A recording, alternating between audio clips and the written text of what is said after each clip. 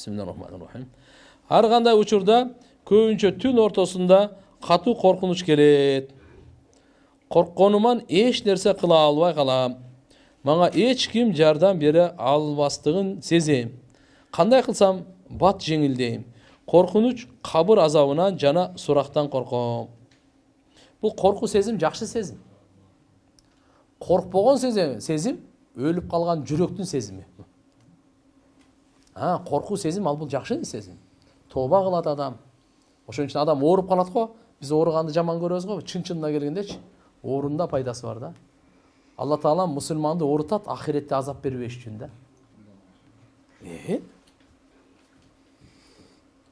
Ахиретте азап бербеш үчүн оорутат. Имран ибн Хусейн радиаллаху анху көп оору хадистерди ушул айтат да. Ушуда өзү да көп ооручу экен да. Ооруп атканда Аллахтын тарабынан салам келип турчу экен. Кийин ден соолугу жакшы болгондо салам келбей калды. Оорусам салам келип турса, анда ооруп эле жүрсөм жакшы болмок экен. Бул жа кандай болду? Ооруп аткан адамга зияратка барасың го, 70 000 периште сени коштоп барат. Истигфар алат Алла Тааладан. 70 000 периште зиярат кылуучуга, ооруп аткангачы. Сен оорубай эле жөн эле көчөдөн барып бир тийип коеюн деп атасың. Ооруп атканга канча? Алла Таала анын дуасын кабыл кылат. Текеберлигин сындырат. Бул жакшы нерсе бул. Напсинин каалоолору өчөт. Кара, уже ойлонуп. Алхамдулилlah. Азыр каяктын неден кетип аттык эле сөз. Кабырдагы мисалы коркунучту эгерде коркунуч болуп калса, коркпоңуз сиз аны.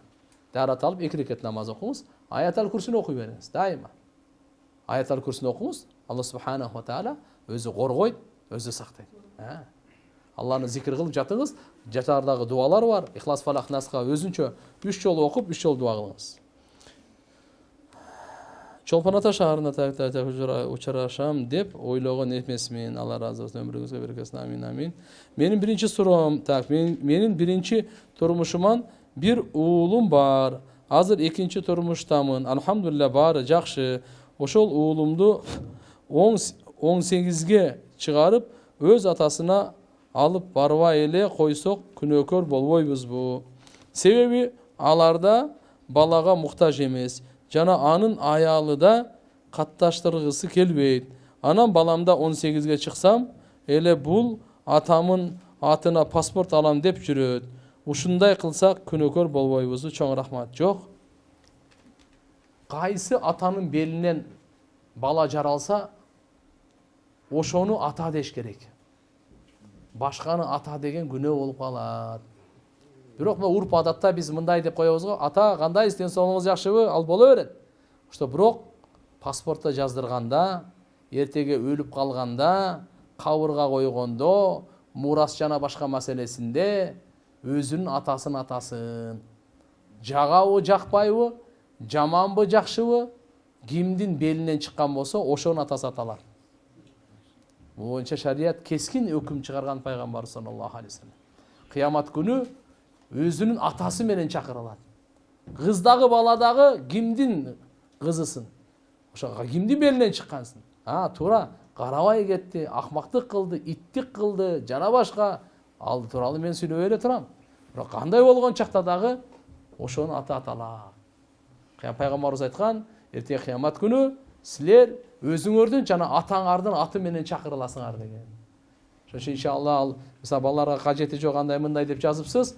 Эми бирок баланы атасы менен катташтырбай койбогула. Жакшы эмес. Ойго жеткенден кийин балдар, кыздар дагы атаныкы болот. Башка турмушка чыгып кеткен болсо, өзгөчө мисалы, алхамдулилlah бала бары атаныкы, кыз дагы атаныкы. Ал бакпай койсо, карабай койсо, сиз багып карасаңыз, нуруздун үстүнө нур, сооп аласыз, ал күнөө табат. Бирок эгерде катташам, көрүп коеюнчу баламы, кызымды көрүп коеюнчу десе, кээде өчөшүп көрсөтпөй койгон үй бүлөлөр кездешет. Бул таптакыр туура эмес. Андай кылбаңыздар. Эми турмуш туура учурда айтыша кетти, уруша кетти, ар кандай болду, ажырашканга туура келип калды. Бирок ата, эне. Менин апам самын жейт, арам болуп калбайбы? Жана топурак дагы. Жок, топурак деле самын деле арам. Болбойт мындай жегенге. Мындай жегенге болбойт. таза го, бирок арам. 2-4 мындай термин түшүнүп алыңыз да. Кир, арам, таза, адал. Булар вообще башка түшүнүктөр. Топурак таза, бирок арам. Түшүнөсүзбү? Топурак дегени таза, бирок арам да бул. Аны жебеш керек. Кээде мисалы баягы кальций немеде ооруп калган, өзгөчө баягы неме деп коет, порсор немелер болуп калат го. Ал уже оорулуктун зарылчылыгында. Ошондо да башкага өзгөрткөнгө аракет кылыш керек. Болбосо анан ага шариятта ал зарылчылыктын чегинде гана уруксат берилет. А так мындай болбойт ал. Самын деле ошол. Башкага өтсүн, өзгөртсүн, андай болбойт ал. Мисалы пешене тери менен акча таптыңыз да. Нан. Ошо лепешка ылайга түшүп калды. Кир болду, бирок адал эле ал. Анысы жууп жесе болот. Эми уурулук менен тапты адам. Таптаза лепешка сатып алды. Бирөөнүн акчасын 100 сом урдап койгон да. Лепешка сатып алды. Ал таза болгону менен арам, аны жесе болбойт. Ошон үчүн арам адал, таза кир деген айырмалары башка. Аялдардын чогулуп Кур'ан окутуп барганыбыз туура болобу? Жамааттын арасында, туугандардын арасында болгон мамилелерибиз бузулбайбы? Барбай койсок, кандай кылсак туура болот? Жок, мисалы бир жерде өлгөн жер чыгып калса, акча топтоппу? Аялдардын чогулуп Кур'ан окутуп барганыбыз туура болобу? Жо мындай да, акча топтогон мынакей аксакалыбыз айтып аткандай андай болбойт. Бирок адамдын башына кайгы түшкөндө барыш керек да. Чогулуп барасыңарбы, жалгыз барасыңарбы, ошол жерде өзгөчө тааныш болгондон кийин барып кайгысын бөлүшүп, азасын бөлүшүп, жакшы көңүл айтып, анан бул жактан кичине нампан алганча барып, түшкү тамагын сиз алып барыңыз тиги кошуна, кечки тамагын сиз алып барыңыз, ал жерге барып алып, өлгөндүн үстүнө көмгөн кылып тамак ичип жыргап отурбай, бияктан алып барыңыздар. Ал үйдөн тамак ичпейчи. Атак иншалла барып, эгерде Кур'ан окуганга окуп койсоң, аялдар Кур'ан окуса болот. Кур'андын сообун багыштаса болот. Албетте иншалла айыз учуру болбосун, нифас учуру болбосун, жанабат учуру болбосун. Кур'ан окуй берсе, даратсыз окуса дагы боло берет. Кармаса болбойт албетте. Атак иншалла болот бул. Туугандардын мамилесин бузбаш керек ал. Салам рахматуллахи. Намазды бир жери кытышып кетсе, тырмап салса, намаз бузулуп кетеби? Жок, канап кетсе бузулуп кетет. Катуу тырмаганда, мисалы чиркей-пиркей чагып үргөн. Канап кетсе бузулат. Атак жөн эле тырмаганда бузулбайт. Бирок ошого карап туруп, мисалы кайра тырмай берсе, макруh болуп калат да. Макруh болуп калат. Себеп намазда мындай да, намазда көңүл толук Аллага болуш керек да. Алланын алдында ар бир кичинекей лишний кыймылды дагы биздин алымдар, фукахалар макруh деп айткан да. Жада калса ошо саждага баратканда тизени көтөрүү дагы, мына шымдын тизеси бар го. Ушуларды дагы мисалы карапчы. Бир жакта мындай кылып, сакалдарды тияп тырмана бергендер бар кээ бирлер. Ушундай намаз окуйт. Жок. Ага чейин намазды баштаганга чейин тырманып ал дагы. Жок, чында намаздын ичине кирип алып тырманып отура бербей, бир сакалы ушун тырмай бер, кедерге чечип көрүп калабыз да кедени. Анан эми кээде аргасыз болуп калат мисалы. Ошондо дагы шариятыбыз айтат, жок. Аллаху акбар, караңыз. Хазрет Али разияллаху анху путуна ок киргенде эмне деген эле? Мен намаз окуганда чыгарып салгыла деген эле. Намазда ушунчалык берилген билбейт эле. Чыгарып салды, окту чыгарылбады мына. Бизге азыр бир кичинекей чиркей келсе, Аллаху акбар, Алланы таштап коюп, ошо чиркейдин аркасынан кууп кетебиз да. Чиркейдин аркасынан кууп кетебиз да. Көңүлдүн баары чиркейге кетти да мына. Assalamu alaikum ustaz. Менде бир суроо бар эле. Баланын сийдиги денеге тийсе, денени ошол жерин жууш керекпи? Жууш керек. Зара нажас да. Бул нажас. Арам. Ошон үчүн сөз жууш керек.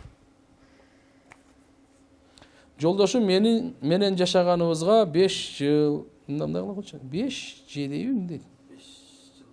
5 жыл. 2 балабыз бар. Так. Аллахтын алдында никебиз бар, бирок закыс жок. Жолдошум негизги нике Аллахтын алдында дейт. Башкасы не важно дейт. Бул туурабы? Рахмат. Аллахым сізден разы болсын. Жоқ, закыс деле важно.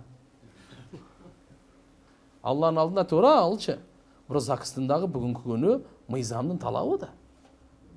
Тияқ бияқтың талабы. Ал антип қашпасын ал. Ал анды алуға жөн закыс қылып қойырсын алмай ал.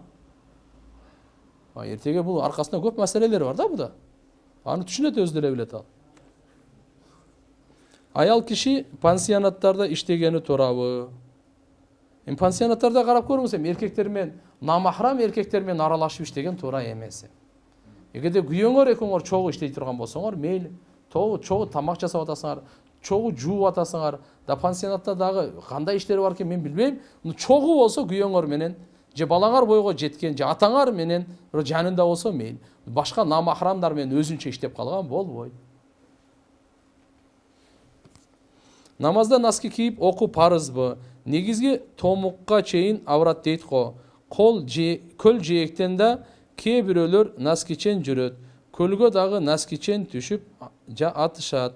Слансы, босоножки кийгенде кандай болот? Носки жок күнөө эмеспи? Носки боюнча талаш тартыш бар. Макулбу? Аялдардын жүзү менен алаканында талаш жок. Буларда жүзү менен алаканын мындай колгап кийбейле, мейлиби? Жүзүн жаппай эле намаз окуй берсе болот ал. Бирок носки кийсинби, кийбесинби дегенде талаш бар да. Мурда кийип жүргөн болсо, үйдүн ичинде болсо носкиси жок деле болот. Бирок эгерде сапарга Бишкекке чыктыңар, мечиттерге токтоп калдыңар, носки болсун.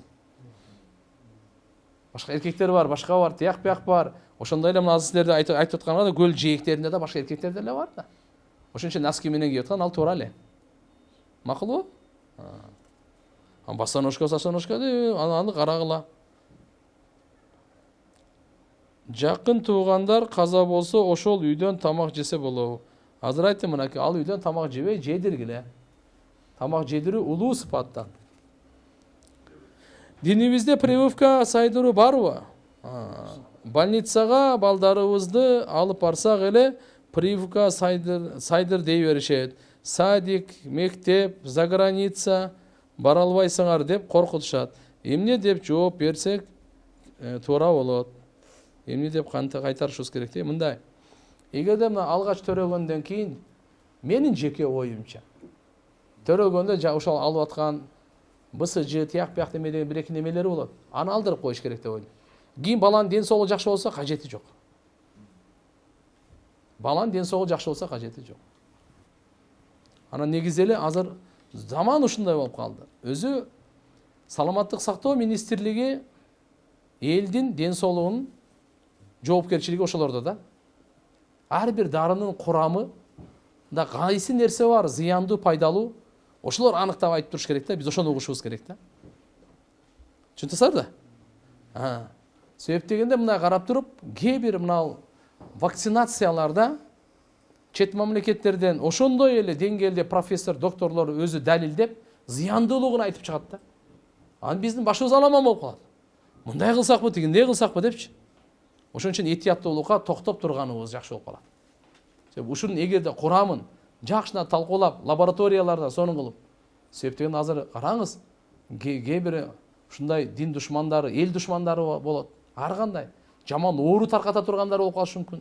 Ошон үчүн иншалла көзөмөлдөп атса керек го алар кандай болгон чакта дагы, бирок дагы катыгыраак көзөмөлдөп, ушул боюнча кенен ар бир дарынын курамдарын айтып берип турса жакшы болот да.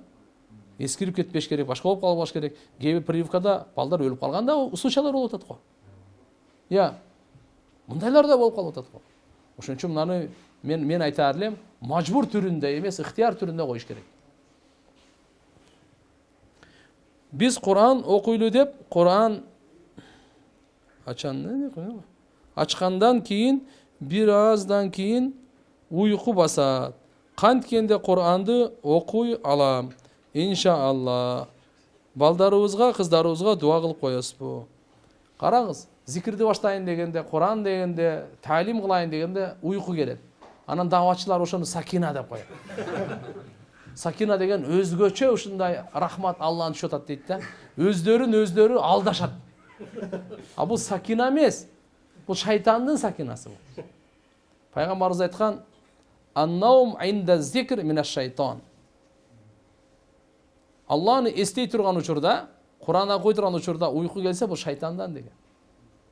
Пайгамбарыбыз бир хадисте айтат, эгерде ушу уйкусурап кыйналып атсаң, намаз окуба, укта дагы, жакшынакай туруп намаз оку. Себеп дегенде эмнени сүйлөп атканыңы өзүңө пайда эмес, зыяныңа дуа кылып айтып алба дейт. Ошон үчүн иншалла уктап жакшы эс алып анан оку.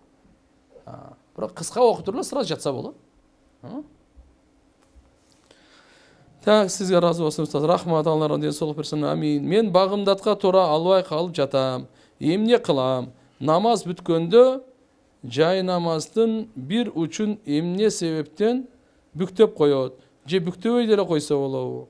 Тура албай жатсаңыз багымдаткайым. Мындайда эртерээк укташ керек да, эне. Эртерээк уктаса, эртерээк турат.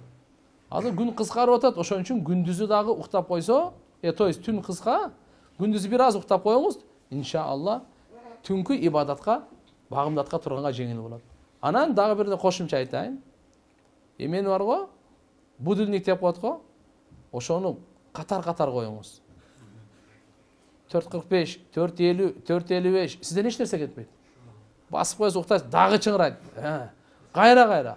Аны туруп кетесиң. Болсо жаныңызда жатканга дагы айтыңыз, бирөөгө дагы айтыңыз. Эң негизи эле жүрөктөн бекем ниет кылып дарат менен жатсаңыз оңой турасыз. Мынал бүктөп койгон ал жөн эле ал. Намазды бүктөп койсоңуз, жай намазды бүктөп койсоңуз деле болот, алып койсоңуз деле болот, ошо ойдон коюп койсоңуз деле болот. Эми бала тияк бияктан бейнамаз болбосо эле, алып койсоңуз деле жакшы. Кээ бирде балдар болуп калат, үстүнө бир зара пара кылып койбосун да. Аллахым сизге ден соң, амин. Сизден так балдарыбыздан көп угабыз. Сиздин баяндарыңызды көп угабыз дейт. Күйөөгө кандай мамиле кылуу керек? Бир тугарымдарымды көп тарынтып алам. Ата енеме кандай мамиле кылуум керек? Машалла, Алла разы болсун. Караңыздар, күйөөгө баш ийүү керек.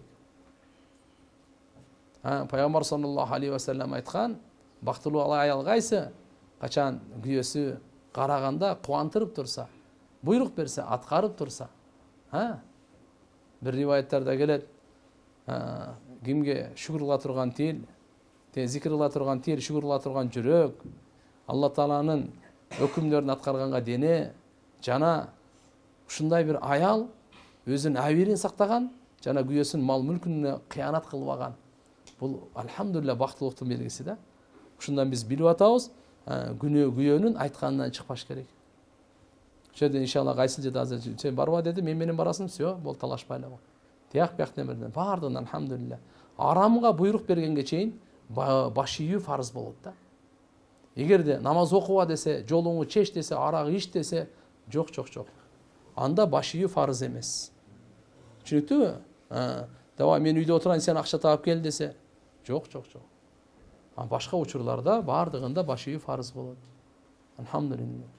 Ошон үчүн пайгамбар саллаллаху алейхи ва саллям бир хадис айтат: "Айюма имраатин саллат хамсаха ва самат шахраха ва атаат ба'лаха фа ахсанат фаржаха фатадхул мин айи абвабил джаннати ша'ат." Кайсы аял 5 убакыт намазын окуса, орозосун тутса, Рамазан айдынчы, күйөөсүнө баш ийсе, абийирин сактаса, намазын сактаса, бейиштин 8 эшиги тең ачык, кайсынысынан кааласа кире берсин дейт. Каалагандан кирсин дейт. Анда мен үчүн мына ата энеге, башкаларга баардыгына мүнөздөңдөйлү, иншалла баары жакшы болот. Телефондон группа ачып Куран окуу үйрөнсө болобу устазалардан? Болот. Ошого колдонуңуздар. Интернетте капкаякта жаман нерсеге колдонбой, Куран окуу, ошо устаз аялдар болсун да. Үйдө намаз окуурда ички бөлмөгө аялдар окуп, сырткы бөлмөгө эркек кишилер окуп калат. Эмне болот? Эчтеке эмес. Кыскасы, эгерде ыктыда кылып окуй турган болсо, аялдар аркада турсун. Үйүңүздүн ичи сырты кайсы бөлүмү кыблага жакын экен мен билбейм. Кыскасы, эркек алдыда болуш керек. Телефондон Курандан келген мисалдарды дараты жок окуса болот. Курандан келген нелерди? Мисалдарды кандай? Маселелер, мисалдарды дараты жок окуса болот. Караңыз, Курани Каримдин аятын деле, не только мисалдары, дараты жок окуса болот. Дараты жок Куранды кармаса болбойт. Ла ямассуху иллал мутатаххаруна. Дарат болдубу? Дагы барбы? Хош келипсиз, рахмат. Менин суроом төмөндөгүчө. Кайнежем зыяраттан зияраттап көп чыгат. Үйүндө шам жагат. Бизди шамга чакырат. Ошко, Таласка, Казакстанга зияраттап көп кетет. Ошол жерден курмандык чалдык деп келет. Жолдошум бул кылганыңыз туура эмес десе көнбөйт. Үйүнө ордо ачып алган. Түшүнүктүү. Силер жакшы мамиле кылгыла. Буну зияраттын зияратына Меккеге, Мединага алып баргыла. Меймин деген зияратка алып баргыла. Адам атага кылган зиярат. Ибрахим пайгамбар, Мухаммад пайгамбар андай жерде бардык пайгамбарлар зияратка, ошо Меккеге алып баргыла. Мединага алып баргыла. Анан даватка алып чыккыла. Устаз, бизде көлдө көпчүлүк элиндер кайненеге, кайнатага кызмат кылышта, мамиледе Аллахтан коркуу деген жоголуп бара жатат. Барыбызга чыныгы муслима кандай болуш керек экендигин айтып коесузбу? Иншалла угуш менен бизде жумшактык сыпат кирер жүрөгүбүзгө. Кайнете, кайнене аманат. Бани Исраилде зынакор аял. Итке суу берип, Алла Тағалаға ушу кылган амалы жагып, бейишке киргизген күнөөсүн кечирет. Эгерде биз итке эмес, адамга суу берсек, жөнөкөй адам эмес, мусулманга суу берсек, жөнөкөй мусулман эмес, күйөөңүздүн атасы, апасына суу берсек, тамак берсек, кызмат кылсак, Алла канча сооп берет буга. Ошон үчүн иншалла келиндер жумшактык менен, иншалла Кудай кааласа кирин жууп бергиле, тамагын жасап бергиле, кайненеңизден массаж кылып бериңиз, жакшынакай даават бериңиз, зикир чалып көңүлүн алып, патасын ала бериңиз. Эч колуңузга бир кир жууп калбай, Кудай кааласа кем аял болбойсуз. Алла Таала ушу кылган кызматыңыздычы, кайненеңизден ыраазычылык болбосо дагы, жакшылыгы кайтпаса дагычы, Алла Таалам сизди даражаңызды көтөрөт. Сизге да эртеге кезек келет.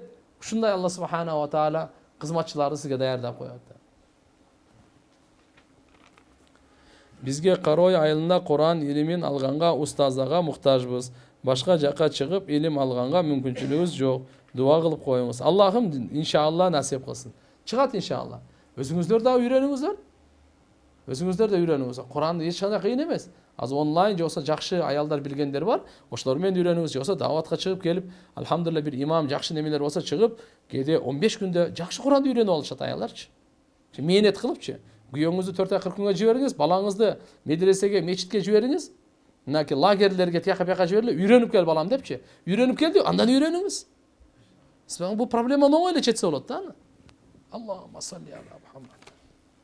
Талим баянга таксырдын уруксаты жок, барам. Бирок абдан кыжалат болом. Ушул боюнча айта кетиңизчи. Жок, уруксат сурап коюңуз. Кудай кааласа ортоңордо сый, урмат болот. Уруксат сурап атат деп өзүнөн өзү сизге билинбейт го. Өзүнөн өзү алхамдулилла кубанып разы болот. Алланын разычылыгы болот. Бизге сезондо миллион киши келет. Ошолорго даават кылганга жардамга кылып бизге аалым, уламалар, бекем жамааттар келип жардам берсе болот эле. Дүйнө жүзүнөн келип жатышат. Буюрса иншалла Кудай кааласа бул таказандагы айтабыз аманатка, эң туура айтасыздар. Алла Таала иншалла кабыл кылсын. Амин. Алхамдулилlah ва салату вассаламу аля расулилlah. Rabbana taqabbal minna innaka antas samiul alim wa tub alayna innaka antat tawwabur rahim. Жараткан Алла баарыбыздын күнөөлөрүбүздү кечирген, ата-энелерибиздин, жалпы момун мусулмандардын тирүүлөрүн өткөндөрдүн